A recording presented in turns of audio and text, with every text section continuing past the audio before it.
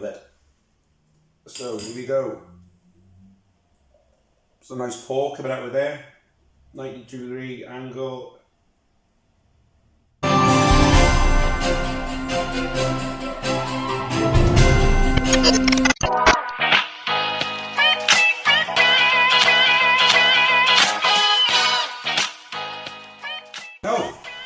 And Happy New Year to you all. I hope you all had a wonderful Christmas. I certainly did. And I hope you all did as well without too much drama. And here's for positive, more uplifting 2022, hopefully. Those of you that are new, haven't seen the channel before, my name's Tim. This is just a hobby channel really, a home brewing channel. There's no frills, there's no fancy bits. It's just home brewing kits from various different suppliers, Milestones, Muntons, Mangrove Jacks, and basically I just brew them, put them up on YouTube, and let you guys enjoy watching them. Well, if you enjoy watching them, yes, that's all it is. I'm not supported by anyone. I'm not sponsored by anyone. I buy all the packs and field beer kits myself. And I just brew them on here, just for your enjoyment, my hobby and my enjoyment, because I get to drink them all afterwards. So it's a win-win for me. Okay, so those of you that saw the video I did last month, which is now last year, which is really weird, I did a Muntons kit. It was a winter warmer kit. So basically that video was all about the unboxing of the kit, what was in the kit, and then the actual brewing process, and then bottling and kegging. That kit in itself was really easy to do. And a couple of unique things about that kit was, unless I've been living under a rock, which is entirely possible, most of the kits I've done, such as Mangrove Jacks, other Muntons kits, Milestone kits, Young's kits, every beer kit I've done has always had brewing sugar. And this winter warmer kit didn't. It was a case of you just put your 2 or 3 litres of water or boiling water into the fermenter, and then you add the malt extract. That is it, no brewing sugar. So obviously all the sugars and everything that the kit needed to make beer was already in the extract. So that was the first thing. Did it make the brewing process easier? Yes, it did, because you didn't have to worry about putting sugar in there. It was just a case of water, malt extract, stir it, pitch the yeast, drop the keg until the fermentation process is finished. Yeah, so that was it. So there was no brewing sugar in it, and it fermented really well. It was fermented, it said 4 to 6 days, I think it did on the pack, but it was actually about 10 days by the time I bottled it and everything.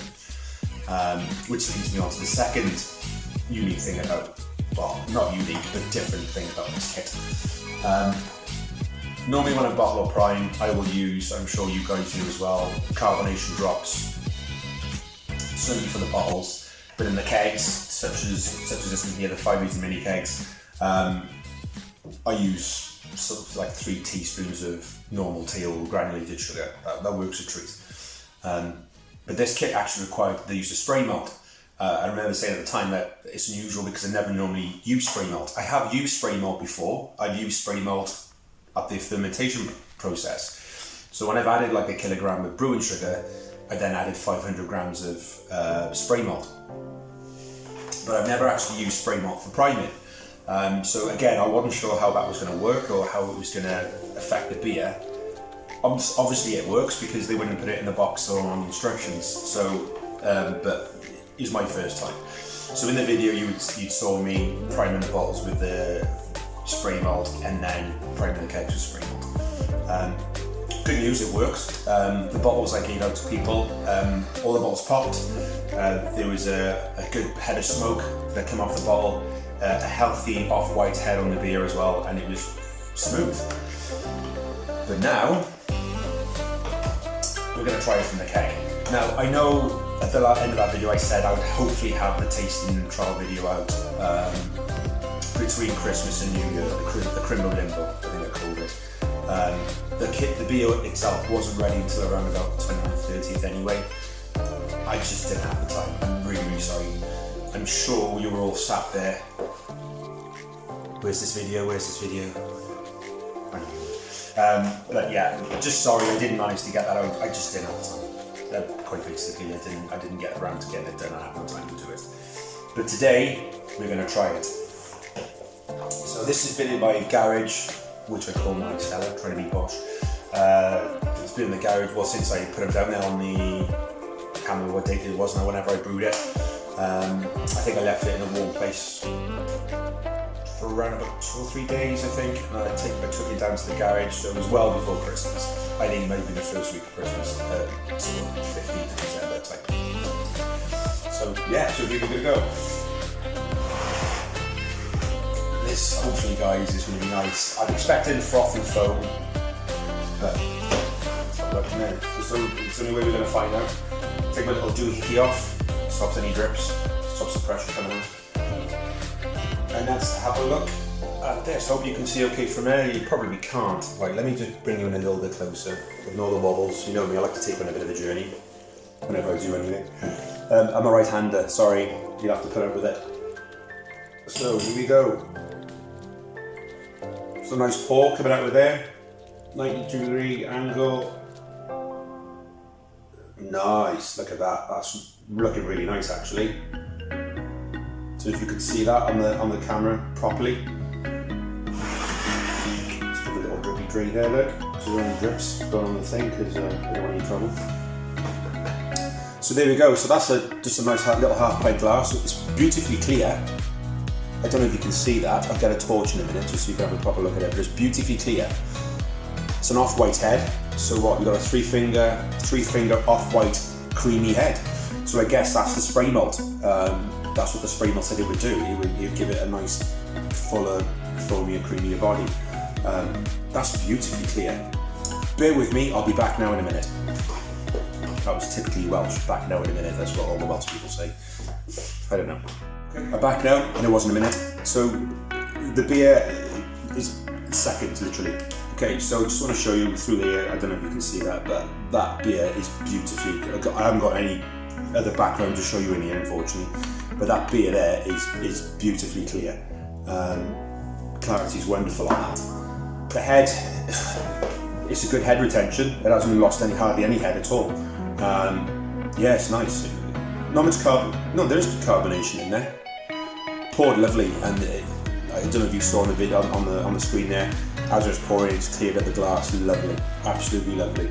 So yeah, that's from the keg. So I'm really, really happy with that. With the smell of it,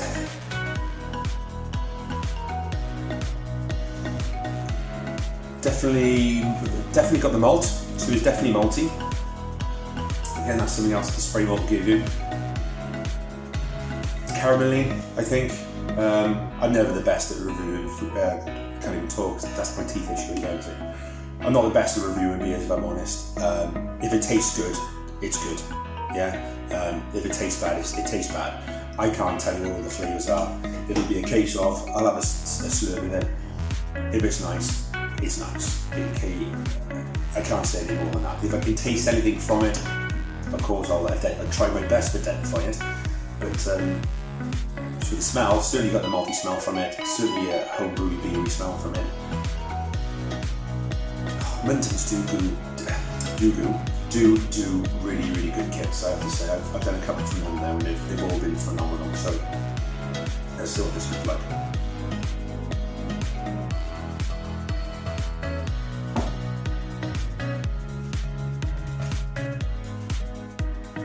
Whoa. That is nice. That is lovely. Oh, it is like Christmas in a glass, that's lovely. So slightly sort of a hop. No, there's no hops in this one. It described sort of malty, aromatic flavours. Definitely getting that. Definitely getting that. Just put a bit more in there. That's beautiful. That pours beautifully in there. Absolutely beautiful in there. One of the bonuses of having a 5 litre mini keg. These, I've said before, the party starter taps are brilliant. They just latch onto the top of the keg. And you pour in draft style beer from that. all day long. And again, it's got a lovely head on it again. Clarity's phenomenal. Oh, it's just really nice.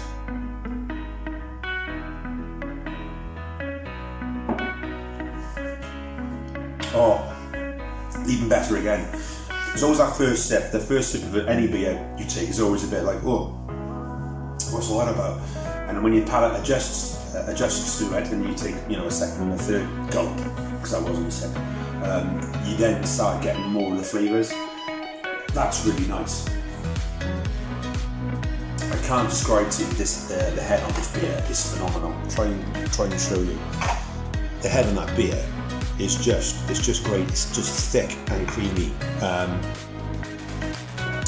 It's almost like the type of it's almost like a Guinness or a Murphy's style head on there. It's just really creamy. It's like someone's just put some whipped cream in there, and it just complements the beer lovely. Loads of aromatic smells coming from there.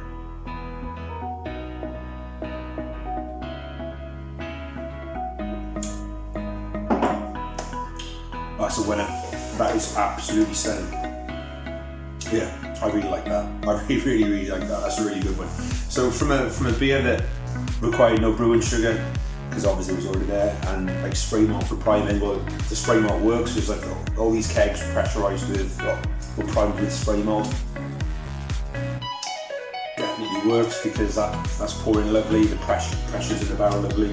Obviously I've got a little gas valve at the top as well, but no, that works. That works fine. That's off its own gas. I haven't gassed this. That's from the pressure that's already in the barrel. Excuse me. Yeah, I haven't pressurized that with the CO2. That's already from the pressure that's in the barrel. Let me just give it a. Yeah, it's made a bit of room now, so there is a little bit of gas flowing in there. But yeah, that's lovely. I won't pour any more because I'll be tilly before tea time. We don't want that. Yeah, so that's it, guys. That's the Muntons Winter Warmer. That's a lovely beer. I think I'll do that again next Christmas. The Christmas coming, because it's coming around again. Yeah, I'll do this. I'll definitely do this one again. The head retention on that is fantastic. It's not losing any head at all. And I've been waffling now for a few minutes, and I've got a few gulps of it. I've talked about it a couple of times as well, but still the head retention is there. I don't know if it does that little thing where it rolls up the glass. Yeah, a little bit. But I don't think it's supposed to be a gassy beer. It's an ale at the end of the day. So it does what it says on the box. It's nice and smooth, nice and creamy. The flavours are beautiful. The colour of the beer is beautiful. It's a dark brown, sort of dark ruby colour. An off-white head, and it smells and tastes fantastic. So thanks, Muntons. Raise a glass to a more positive 2022 to you all. Thank you for watching and supporting so far. It's great. There's not many of you, but again, I'm not there for that. I'm not there for like popularity and all that the other. It's a hobby channel. It's a hobby I enjoy doing, and if I can share that with you lot and you like it, happy days. I'll keep doing it. But here's to 2022.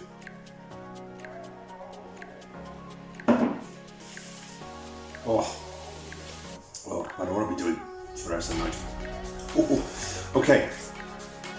Just in what we're going to be doing, or what I'm going to be doing this year. I'm going to do a few more kits.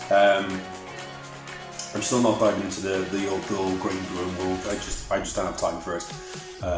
I'm sure in my older years, when I start not working, I'm sure when I retire, I shall invest in a nice big green system. But for now, I'm more than happy doing kits. I get more than enough enjoyment off doing that without the stress of big long brew days. So yeah, it's definitely a winner for me. So my plans are probably not going to brew anything for a little while now, but when I do, I've done a few Muntons kits now. You've seen a couple. I think I'm going to fleet back to Mangrove Jacks, because there's a couple of the beer kits they released or I found that are quite interesting, or I quite like the look of. So what I may do, in a couple of weeks' time, I might sort of pop up a little bit of a poll with a few of the Mangrove Jacks kits that I'm looking at doing, and maybe you guys can sort of choose which one I should do. They range from a Belgian wheat to a session IPA no, I've done a juicy session IPA, but there's another IPA. There's a brut IPA and there's a Bavarian wheat, I think there was as well. So there's a couple of kits on there. So I may throw her open to you guys and see which one you want to see me do. Again, if there's any other kits out there that you fancy seeing, I'll have a look at those as well. But yeah, that's it. So that's the winter warmer done. So you've seen from box to fermenter to barrel and kegs and bottles and all that. And then this is the final part 2 video of the tasting of it. So, and it's a good job, nicely done. So with that, thank you again for watching. Thanks again for your support. And I'll pop one up in a couple of weeks' time with a few beer choices, see what we fancy me doing, and then I'll get it brewed. So until then, thanks very much and all the best to you.